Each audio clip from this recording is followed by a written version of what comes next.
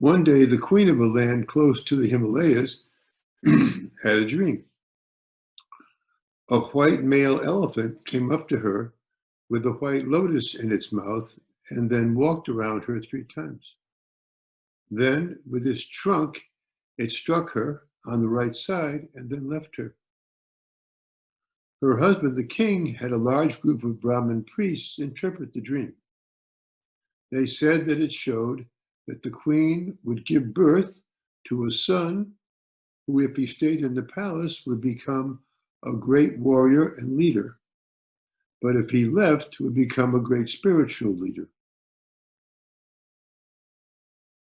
As the time of the birth drew near, the queen, as probably was the custom, wanted to return to her home country to give birth there, and the king agreed. As she was traveling there with a large group, they came to a flowering grove, and she asked the procession to stop so that she could enter it. Then, as she raised up her hands to touch the blossoms, she began to experience the beginning of giving birth. And when the baby was finally born in the grove, it was indeed a boy. Perfumed blossoms, as well as twin showers of water, fell upon the mother and the child. At this, the infant rose, took 7 steps, pointed his right index finger toward the sky and his left towards the earth, and proclaimed, "I alone am the world-honored one." I was once puzzled by this infant's actions. He stands up at birth, walks several steps, points up and down, and says these adult words. Although it takes a baby up to a year to walk at all, and one wouldn't say a sentence like this unless there were 4 at a minimum. Not that we are expected to take this story literally. The 7 steps are said to stand for north, south, east, west, as well as up and down, which is 6, and then here, which is 7. Pointing up towards the sky and then down towards the earth is said to symbolize the integration or unification of the earth and the sky, or the particular and the universal, or form and emptiness, or the relative and the absolute. That is, it symbolizes the oneness of everywhere. This much wasn't hard to accept. My problem was with, "I alone am the world-honored one," which sounded egocentric to me, to say the least. This baby was not going to have problems with self-confidence, I thought. However, much later it came to me that not only was the Buddha like this, but all of us were. As we are born with Buddha nature, we start out as world-honored ones. If our parents had known this, they might have mistakenly thought that we were their world-honored ones. In the Lotus Sutra, when the Tathagata, the thus come one, appears, he sees an endless landscape of lotuses with Buddhas sitting on each. This is a picture of our world. Each of us is a Tathagata surrounded by other Tathagatas in the center of their own worlds of Tathagatas on lotuses everywhere. This image can be a helpful one for those moments when our lives seem to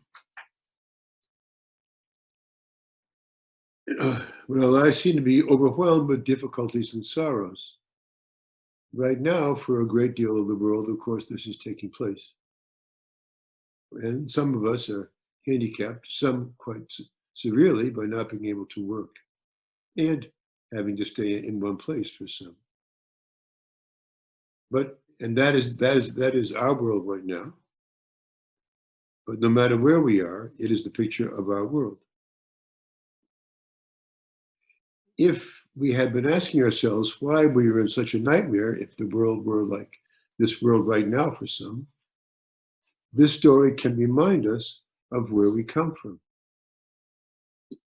The real truth of ourselves and things as it is portrayed here.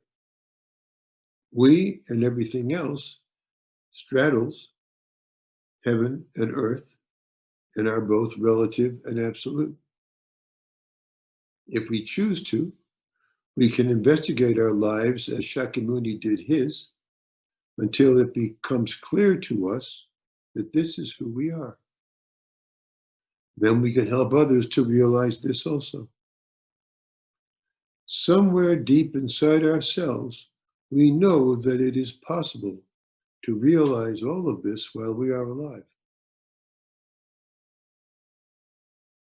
Life is a riddle that can be worked on for a lifetime.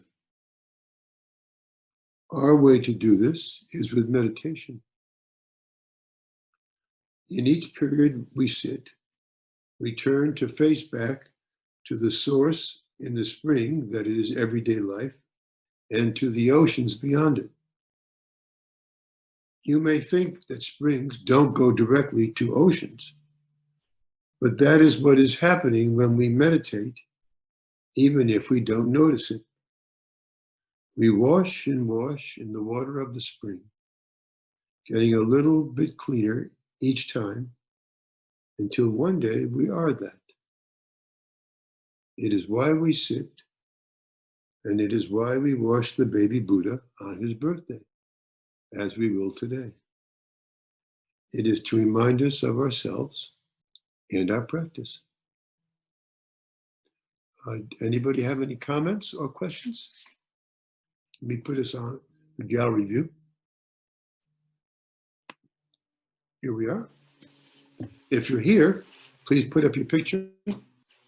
Chris and Joe and Jay and Robert.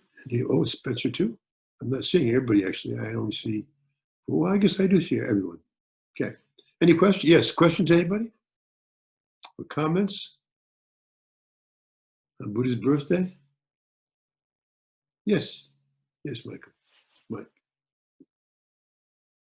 I find that because of what we're going through now, granted, I don't have a family, I don't have a job that I've lost or anything like that. I'm pretty much used to living like this before this all happened. But I find that in a similar thing, I'm constantly re-evaluating my Zen beliefs and my Zen studies, and find that with this, what's going on, I have the time and the quiet to do this. And it's like discovering new things every day. It's like a new beginning almost. And I just, I don't know how to put it into words, but it's maybe this period that we're going through is like a rebathing of cleaning ourselves and going through and reevaluating our lives and sitting there going, okay, I've got time to think about this because there's nothing else we can do. And that even though I still have a lot of questions about Zen that I can't articulate, I find that at least the peace that it gives me through these times are like being born again, not in a Christian term, but just that we come back to this world and it's fresh and it's new. And Happy Easter. Yeah, happy Easter.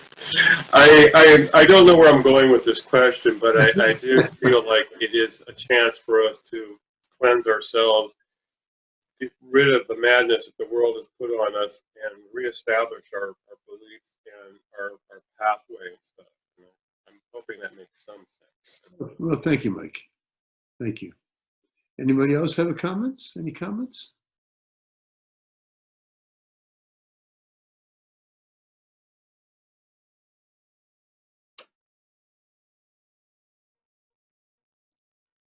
Ready to sit some more? Okay. Can you hear me, Peter? Hmm? Yeah, Can once you hear again, me? yes, I can, Can you Sandy. hear me? It's very good, yes. Oh, wow. Oh, okay. Yes. If I heard Mike correctly, I understand how he feels. I kind of feel that too.